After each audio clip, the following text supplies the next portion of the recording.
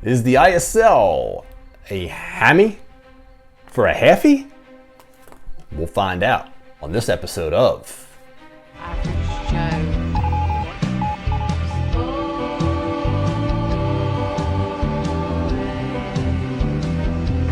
It's always time to be kind to one another.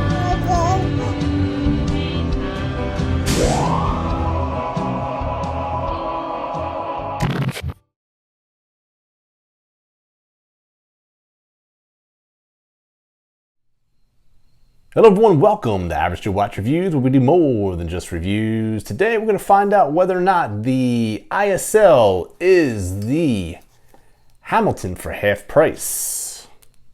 We're going to take a look at the Hamilton and we're going to do some comparisons against Mark's Islander, the Field Watch.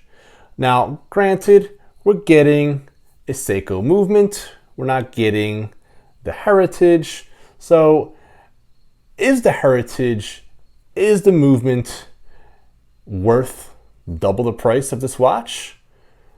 And also, will we discover other things that may justify paying $400 or more for the Hamilton? That's what we're here to find out on this episode of Average Joe Watch Reviews. If you're not even subscribed to the channel, please subscribe and also click a like. That is the most charitable way to help support the channel. So, with no further ado, let's dive into it. Oh yeah. All right, let's get into it, guys. We've got the Long Island Field Watch versus the Hamilton Khaki. First and foremost, let's get a weight on each one. All right, so first we'll look at ounces. We'll take a look at the Hamilton first. We'll just lay it straight across there. And we've got 2.6 ounces. And then we'll take the Islander and we will do the same. We've got 2.1 ounces. So the Islander's a little bit lighter. So I know for a fact that Hamilton is not good with the Lume. So let's just do a quick Lume shot and find out whether or not the Islander beats the Hamilton.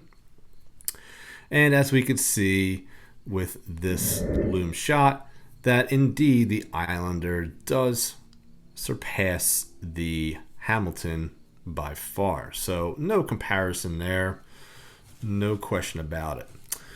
Let's take a look at finishing. First on the Hamilton, we've got some really nice brushwork here.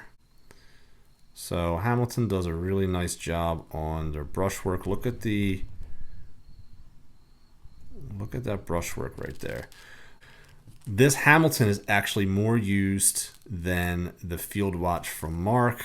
I just opened the Islander, so that's brand new, so you have to take that into consideration. Okay. So the Hamilton definitely is finished very nicely. Very refined. Okay, let's take a look at the Islander, and we could see very similar brushwork here on the Islander, as you could see here. Very nice. I have to say, I'm actually impressed by the machine work on this Islander. It's very comparable. We'll just do this. Check that out.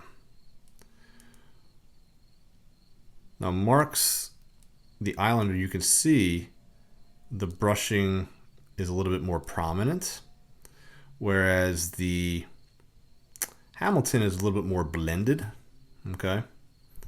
But you can definitely see that there's quality work done. And we'll take a look at a side-by-side here. Check out the lug work here. Very nicely done. I mean, I'll tell you, I'm impressed.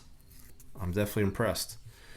Now, the Islander actually uses some AR coating, whereas the Hamilton uses 0 AR coating. Okay, so there's another plus for the Islander. Now, when it comes to movements, So the Hamilton sports the caliber H10 movement, which is essentially a modified ETA caliber C07.111, which that in and of itself is based off of the ETA 2824-2. All of that means that we have essentially a really robust and good movement that is used in a lot of higher end watches. The Islander is also using a robust movement, but it's also from Seiko, which is the NH36A movement. And that simply just means it has the date function, just like the Hamilton Khaki here. So I would like to mention that the Islander actually does have a screw down crown. All right, and take a listen to the winding.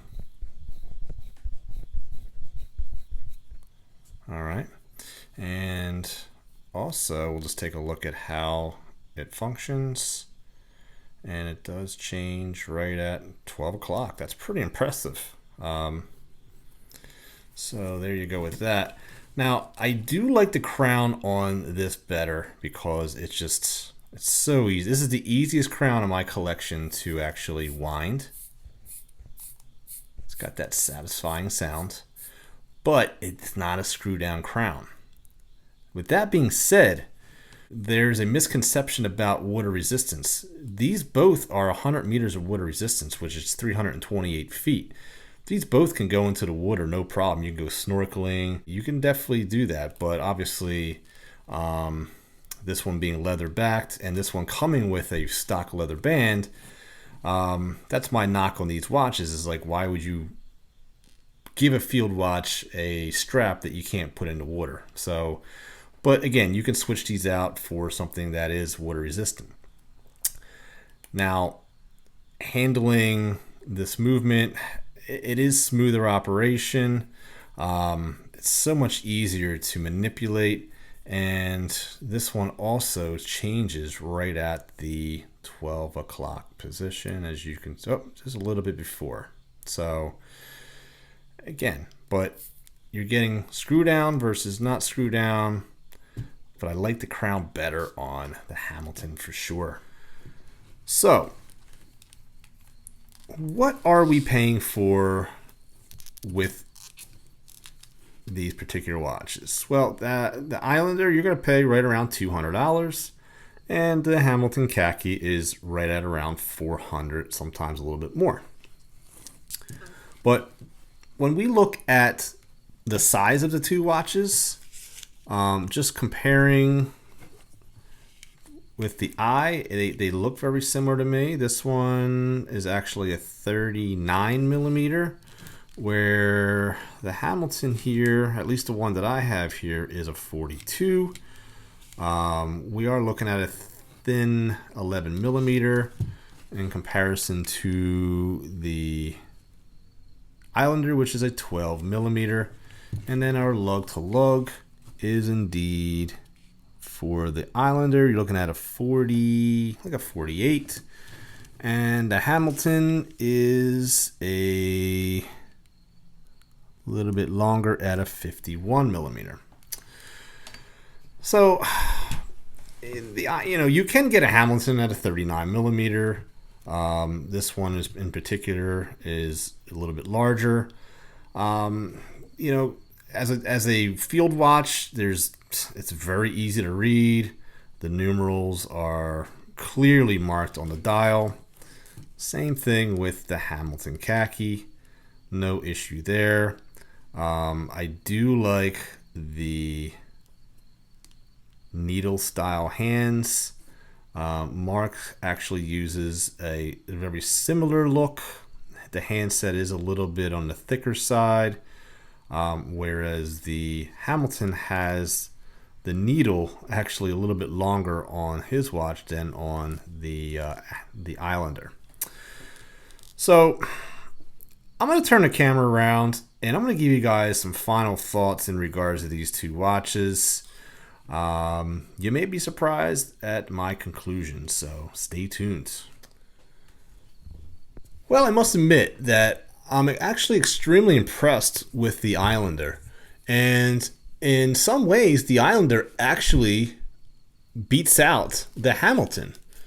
So, for instance, and I didn't get into straps because I actually changed the strap on the Hamilton, but I don't typically judge watches based off of straps because we can easily change those for very little money. But the Marks actually comes on what looks like a sailcloth type strap with a leather that covers the holes here.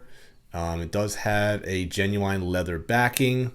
So, and it does have the Islander logo on the buckle, but I'm not even judging the watch on straps. Again, I changed out the Hamilton one, so we're just looking at the watch itself, okay?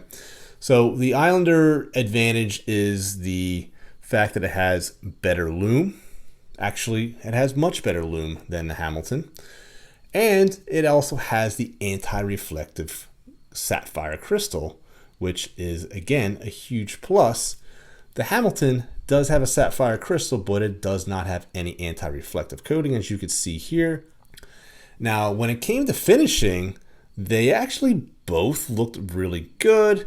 Mark's watch had more of the streaking with the brushing, as the Hamilton looked a little bit more buttery smooth. But again, I was very impressed with the finishing on this watch. So you can go either way with that, depending on what look that you like better. So why are you paying double the price for a Hamilton? Well, first and foremost, Hamilton has a distinct history that goes back to 1892. So there's definitely a horology aspect, a history, and a name brand that you're paying for. You're paying for reliability. You're paying for a really good history from Hamilton. And you're getting a good watch, and you're going to pay a premium for that type of history, that type of reputation, and essentially you're going to pay for that. Hamilton also has a lot more marketing costs.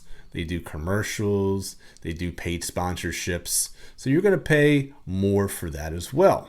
Are you getting a good watch here? If you want a field watch and you don't want to pay the $400 price tag, I think you're getting a huge value at $200 for this piece. It looks like it's definitely would cost more, and when you look at it on the wrist, it looks comparable to the Hamilton, but when you peel back the onion, you then realize and justify the price difference. So hope you guys enjoyed the comparison. It was a lot of fun, and I have to admit that the Islander surprised me more than I thought. That's my 2 cents. You guys can keep the change, and always remember that there's always time to be kind to one another. Please take care of each other, and I'll see you guys next time on Average Joe Watch Reviews. God bless, my friends.